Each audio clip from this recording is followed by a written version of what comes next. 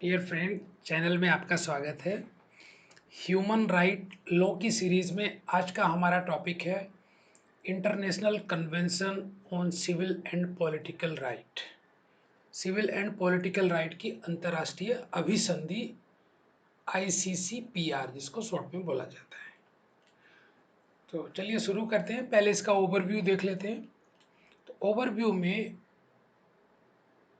ICCPR को United Nations की general assembly ने 23 मार्च 1976 को एडॉप्ट किया था और इसको इंडिया ने रेटिफाई किया 27 मार्च 1979 को। इसके अंदर टोटल 53 आर्टिकल्स हैं। हालांकि सारे के सारे ह्यूमन राइट से रिलेटेड नहीं है। ह्यूमन राइट से रिलेटेड आर्टिकल सिर्फ 1 से लेकर 27 तक है और इसके अलावा 28 से लेकर 53 तक के जो आर्टिकल हैं वो ये राइट किस तरह से इम्प्लीमेंट होंगे उनके लिए ह्यूमन राइट कमेटी का कॉन्स्टिट्यूशन और उनका फंक्शनिंग और उनका प्रोसीजर्स और लास्ट के कुछ आर्टिकल रेटिफिकेशन या एक्सेशन से रिलेटेड हैं कि कोई कंट्री अगर इस कन्वेंशन को रेटिफाई करना चाहता है तो उसके लिए क्या प्रोसीजर होंगे। तो ये इसका ओवरव्यू हुआ। अब हमें कमेंट्स मिले हैं कि ज़्यादातर स्टूडेंट्स को जो human right law as a law student पढ़ते हैं या दूसरे पढ़ते हैं 1 से 27 तक के सारे राइट्स को याद करने में प्रॉब्लम होती है। तो बाय हार्ट लर्न करने में भी 1 से 27 काफ़ी बड़ा नंबर होता है और लॉजिकली भी कोई बहुत सिस्टमेटिक लॉजिक नहीं मिलता, स्पेशली टेक्निकल स्टूडेंट्स को, जो सारे के सारे एक साथ इनको लर्न कर सकें। तो इन पॉइंट्स को ध्यान में रखते हुए हमने बहुत ही सिंपल और पिक्चोरियल वे में इन आर्टिकल को आने वाली स्लाइड में एक्सप्लेन किया है। तो इसको पूरी तरह समझने के लिए आप बने रहिए। तो देखिए, अभी हर स्लाइड पे हम 5 अनुच्छेद को रखेंगे और एक पिक्चर डिस्प्ले करेंगे और उस पिक्चर से रिलेटेड एक वर्ड होगा जो उस आर्टिकल के बारे में बताएगा। तो चलिए शुरू करते हैं। अनुच्छेद 1 या आर्टिकल 1 में सबसे पहले क्या है। तो देखिए, इस पिक्चर से आपको क्या पता चलता है कि आप चाहे जो रास्ता चूज कर सकते हैं। तो ये ICCPR का सबसे पहला अनुच्छेद आपको अपना डिसीजन लेने का राइट देता है और जिसको हम सिंपल इंग्लिश की लैंग्वेज में बोलते हैं राइट टू चूज या राइट टू सेल्फ डिटरमिनेशन। तो पहला राइट इस अभिसंधि में या इस कन्वेंशन में दिया जाता है right to self determination. Because जब तक आपको सेल्फ डिटरमिनेशन का राइट नहीं मिलेगा आगे के राइट्स का आपको बहुत ज़्यादा मीनिंग नहीं रहेगा, इसलिए ये सबसे पहला राइट है। इसको समझने के बाद चलिए दूसरे पे चलते हैं। अभी डिटरमिनेशन के बाद आपको जस्टिस की गारंटी होनी चाहिए। आपका अगर डिटरमिनेशन कोई चैलेंज करता है तो इट शुड बी जस्टिफिएबल, उस पर आपको न्याय पाने का हक होना चाहिए। तो अनुच्छेद 2 में आपको है जस्टिस। तो राइट टू जस्टिस या राइट टू जुडिशियल रेमेडी, न्यायिक पुनरावलोकन का या न्याय पाने का अधिकार। तो इस तरह से हमने 2 राइट देखे। अभी देखिए, जस्टिस के बाद जस्टिस में कोई डिफरेंस नहीं होना चाहिए, मैन एंड वुमेन को इक्वली ट्रीट करना है, ये बट नेचुरल तीसरा राइट होना चाहिए। तो यहाँ पे मैन एंड वुमेन्स दोनों को इक्वल ट्रीट किया जाएगा, ये अनुच्छेद 3 बताता है। All man and women are equal, सभी पुरुष और औरतों को समान अधिकार मिलने की गारंटी देता है अनुच्छेद नंबर 3। अच्छा, अभी 4 की बात करते हैं कि ये राइट कब सस्पेंड होंगे और कब सस्पेंड नहीं होंगे। तो जैसा आपको पिक्चर को देखने से लगता है तो शुरू के 5 आर्टिकल्स काफ़ी जनरल टाइप के हैं।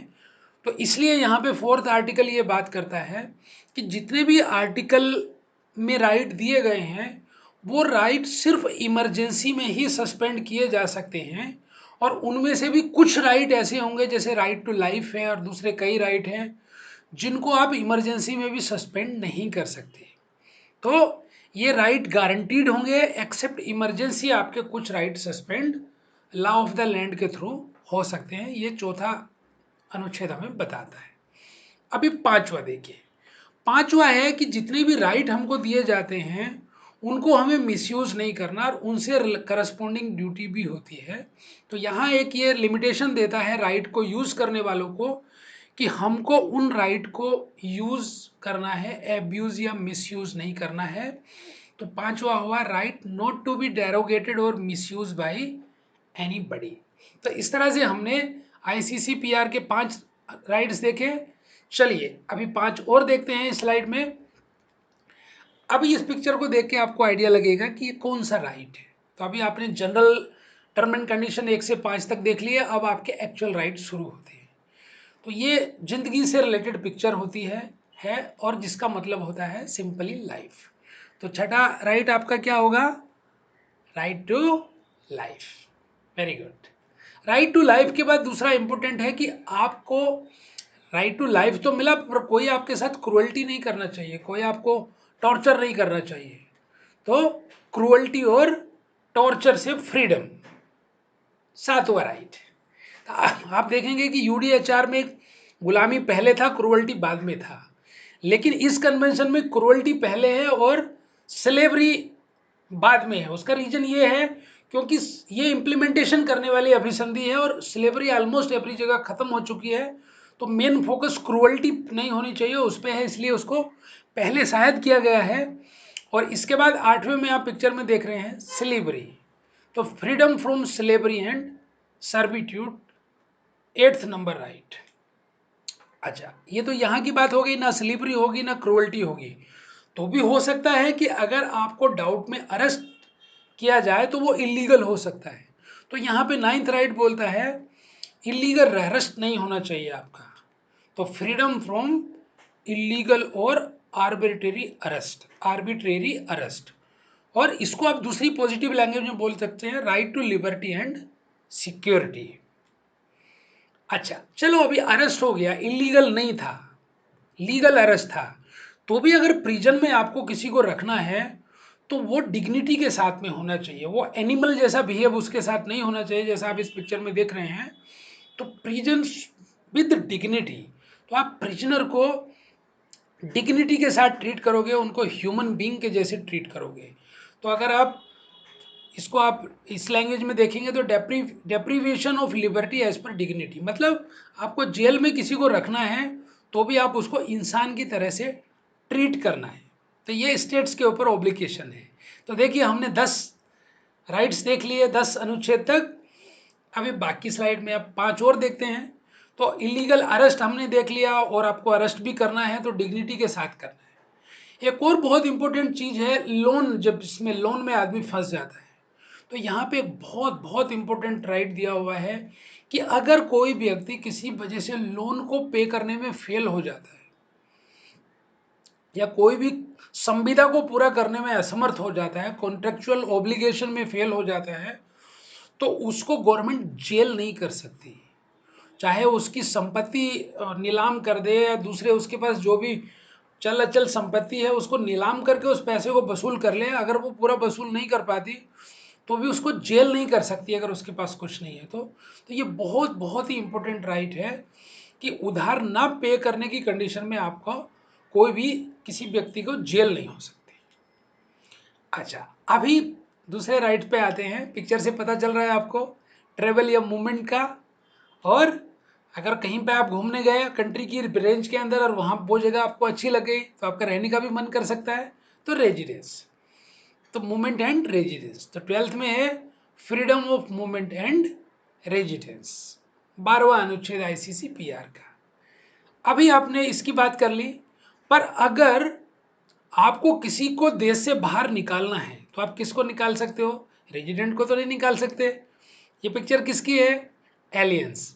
तो लोग की लैंग्वेज में जनरली फॉरेनर को एलियंस भी बोला जाता है।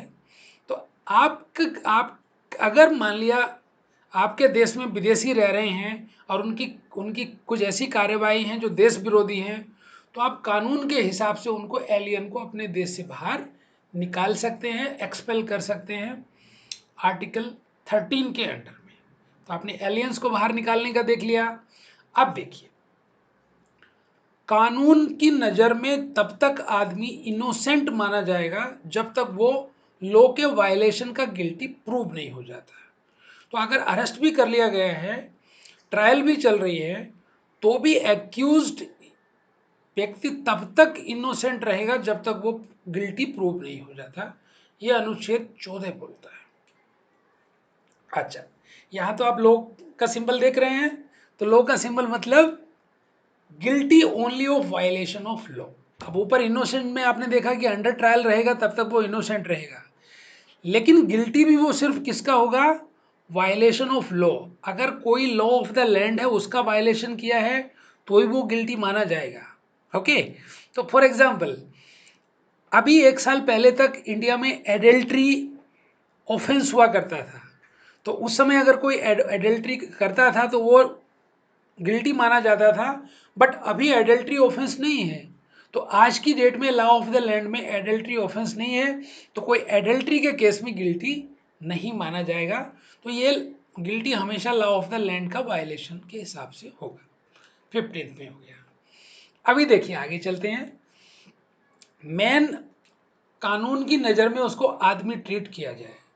ओके, तो person in the I of law, पहले क्या होता था, गुलामों को आदमी का दर्जा नहीं दिया जाता था, वो न्याय पाने के अधिकार नहीं रखते थे। लेकिन 16वां आर्टिकल ये स्पेसिफिकली बोलता है कि आदमी चाहे कोई भी हो, कैसा भी हो और किसी भी कंट्री का हो, कानून की नज़र में वो पर्सन ट्रीट किया जाएगा। तो उसको न्याय पाने का और ये जितने भी राइट्स हैं उन सबका बाय डिफॉल्ट उसको अधिकार होगा। अभी इस पिक्चर से देखेंगे आप, किसी भी आदमी को आप हमेशा स्कैनिंग में नहीं रख सकते हो, उसकी गतिविधियों पर नज़र नहीं रख सकते हो, उसकी पर्सनल और प्राइवेट लाइफ भी होती है। तो राइट टू प्राइवेसी का right, right to family and home की प्राइवेसी का राइट उसको आर्टिकल 17 में दिया गया। अभी आप देखिए आपको प्राइवेसी का राइट मिल गया, अभी आपको पूजा अर्चना करने का भी अधिकार है, प्रेयर करने का भी अधिकार है, तो आप अपनी मर्जी के रिलीजन को फॉलो कर सकते हैं। Right to religion, thought and conscience. तो right to religion, right to religion के बाद क्या होता है, आपको काफ़ी ज्ञान हो जाता है और आप ज्ञान बांटने की कोशिश करते हो, तो आपको एक और राइट मिलना चाहिए।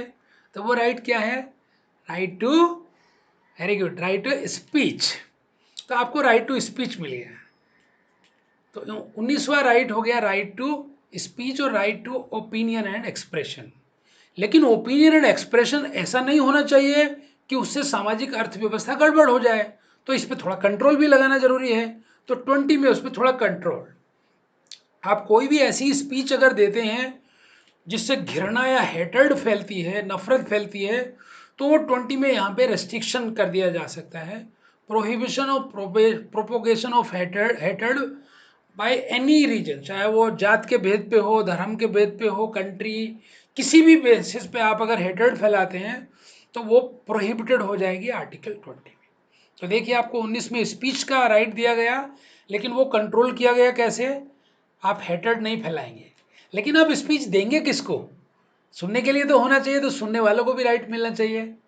तो वो क्या है, असेंबली, राइट टू असेंबली, लोग आ करके आपके भाषण सुने, चाहे आप भी जा करके किसी दूसरे का भाषण सुने, तो आर्टिकल 21।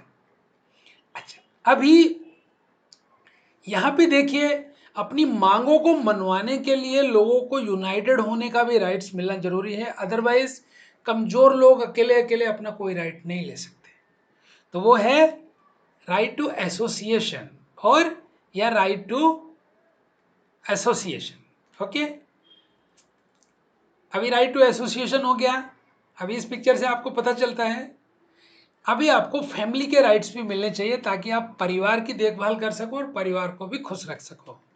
तो right to family, right to family समाज में बहुत ही इंपॉर्टेंट राइट होता है। और फैमिली जो एक इकाई होती है समाज की, उसको लॉ द्वारा सुरक्षित रखा जाना चाहिए, प्रोटेक्टेड किया जाना चाहिए, वो आर्टिकल 23 में। अभी फैमिली होंगी तो बच्चे भी होंगे, तो बच्चों को भी राइट मिलना चाहिए। तो बच्चों के राइट्स हैं आर्टिकल 24 में। Right to children, right to children में जनरली ये होते हैं कि उनको नाम का अधिकार होता है, उनको सिटीजनशिप का अधिकार होता है, और उनको उनको जितने भी ग्रोथ एंड डेवलपमेंट्स के राइट्स हैं वो सारे के सारे एज ए चिल्ड्रन उनको मिलने चाहिए ताकि उनका समुचित विकास हो सके। तो राइट टू चिल्ड्रन हो गया। अभी आप बच्चे भी बड़े हो जाएंगे तो गवर्नमेंट फॉर्मेशन में भी आपको राइट्स मिलना चाहिए। तो राइट टू वोट, तो राइट टू वोट में आपको सरकार बनाने का राइट्स है, आपको सरकार की सहायता, सरकार के साथ जितने भी उनके उनके उनके वेलफेयर हैं, उनके उनके जो भी आपको सर्विसेज हैं उनका राइट्स है। और आप सरकार में भी भाग ले सकते हैं, आपको सरकार फॉर्मेशन का भी राइट है, आप इलेक्शन में खड़े हो सकते हैं। तो ये हुआ आर्टिकल 25। तो हमने 25 राइट्स देख लिए, सिर्फ 2 मोर राइट बचे हुए हैं, बहुत ही सिंपल है। ये है, आपको अगर इन सब राइटों में कहीं भी आपको डिस्क्रिमिनेशन होता है तो आप उसको यहाँ पे डिमांड कर सकते हैं। इक्वलिटी बिफोर लॉ, लॉ आपको इक्वल ट्रीट करेगा, चाहे आप आदमी हो, चाहे आप औरत हो, चाहे आप किसी भी रंग के हों, किसी भी जाति के हों। तो 26वां राइट टू इक्वलिटी और right to equality before law. Okay, last में एक बचता है, आपको इतना सारा ज्ञान हो गया है तो अपनी कल्चर को प्रिजर्व करने का राइट आपको 27 में मिलता है, राइट टू प्रिजर्व कल्चर। तो जो भी आपकी कल्चर है वो आपकी अपनी कल्चर होगी, उसको प्रिजर्व करने का और उससे रिलेटेड जो भी आपको बेनिफिट लेने का है वो राइट आपको आर्टिकल 27 में होगा। तो इस तरह से आपने देखा, हमने बहुत ही सिंपल तरीके से 1 से लेकर के 27 तक के सारे आर्टिकल देख लिए। अभी आपका टेस्ट है, यहाँ पे क्विकली हम लोग रिकैप करते हैं। मैं यहाँ पे पिक्चर डिस्प्ले करूंगा और आपको उस राइट का नाम बताना है। तो बताइए पहली पिक्चर क्या बताती है? चूज करने का right, very good, right to self determination और या right to choose. Justice, very good, तो राइट टू जस्टिस और right to judicial remedy. Man and women equal, very good, all and man and women will be treated equal. अभी बताइए क्या आने वाला है, दिल थाम के बैठिए। इमरजेंसी, तो इमरजेंसी में ही सिर्फ आपके राइट सस्पेंड हो सकते हैं और सारे राइट सस्पेंड नहीं हो सकते। तो यहाँ पे आपको ये गारंटी दी जाती है कि ग्रेव इमरजेंसी होगी किसी कंट्री में तो ही आपके राइट सस्पेंड होंगे, और उसमें कुछ राइट जैसे राइट टू लाइफ है, ऐसे कई राइट्स आपके सस्पेंड नहीं हो सकते। अभी यहाँ पे आपको करस्पॉन्डिंग ऑब्लिगेशन भी है कि जो राइट्स आपको मिले हुए हैं आप उनके उनसे रिलेटेड ड्यूटी को फॉलो करेंगे और इनको मिसयूज नहीं करेंगे। 5 में, चलिए अभी 6 में चलते हैं। तो आपको इस सिंबल से पता चल रहा है ये जीवन से रिलेटेड है, राइट टू लाइफ, जीवन का अधिकार। अगला देखिए, जीवन का अधिकार तो मिला लेकिन आपके साथ में क्रूअल्टी नहीं होनी चाहिए, तो freedom from torture and cruelty. Cruelty के बाद जंजीरें, स्लेवरी, गुलामी, दास्ता, तो freedom from slavery and servitude.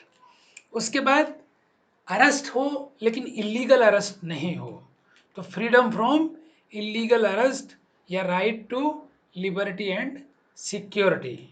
और उसके बाद मान लिया अगर अरेस्ट हुआ और प्रिजन हुई तो that should be with dignity, आदमी को आदमी ट्रीट करके ही उसका अरेस्ट के बाद प्रिजन होना चाहिए। तो 10 हमने क्लियर कर लिए यहाँ पे। अभी देखिए आगे, लोन, वेरी राइट, तो लोन अगर पे कोई नहीं कर पाता तो उसको जेल नहीं होनी चाहिए, प्रिजन नहीं होनी चाहिए। और इसमें आपको ट्रेवल का अधिकार है और रेजिडेंस का अधिकार है, जहाँ भी आपको कंट्री में किसी भी पार्ट में जगह अच्छी लगती है, freedom of movement and residence. अभी एलियंस को बाहर निकाला जा सकता है, विदेशी लोगों को एक्सपेल कर सकती है गवर्नमेंट एज पर लॉ 13 के अंदर।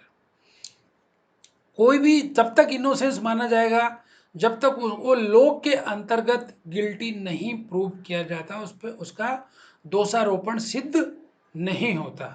तो prisms of innocent till proven guilty. और इसके बाद आप गिल्टी सिर्फ उसी चीज का होंगे जो वायलेशन ऑफ लॉ होगी, कानून का अगर आपने वायलेशन किया है तो ही आप गिल्टी माने जाएंगे। ऐसे नहीं कोई अपनी मर्जी से आपको बोले कि हाँ आप गिल्टी हो करके। और आपको कानून पर्सन ट्रीट करेगा, आप कहीं भी न्याय पाने का अधिकार रखते हैं, आपको पर्सन लीगल पर्सन ट्रीट किया जाएगा 16 के अंतर्गत। और ये है आपका प्राइवेसी, राइट टू प्राइवेसी। और इसके बाद right to religion, very good. अभी आप पिक्चर देख के बताते जाइए, राइट टू स्पीच, हाँ भाषण देने का अधिकार, वेरी गुड। लेकिन भाषण देने का अधिकार भड़काने वाला नहीं होना चाहिए, तो उसके लिए रेस्ट्रिक्शंस है, आपको नफरत नहीं फैलानी है। 20 के अंतर्गत prohibition of propagation of hatred, तो आप देखिए हमने 20 का रिकैप कर लिया। 21 में बताइए, अभी आपके भाषण को सुनने के लिए लोग होने चाहिए, तो राइट टू असेंबली। और अकेले की स्ट्रेंथ उतनी ज़्यादा नहीं होती है, तो लोगों को यूनाइटेड होने का अधिकार होना चाहिए, तो राइट टू एसोसिएशन। इन राइट्स को पावरफुल तरीके से मांगने के लिए, इससे पता चलता है right to family. Very good. और फैमिली होंगे तो बच्चे होंगे, राइट टू चिल्ड्रन।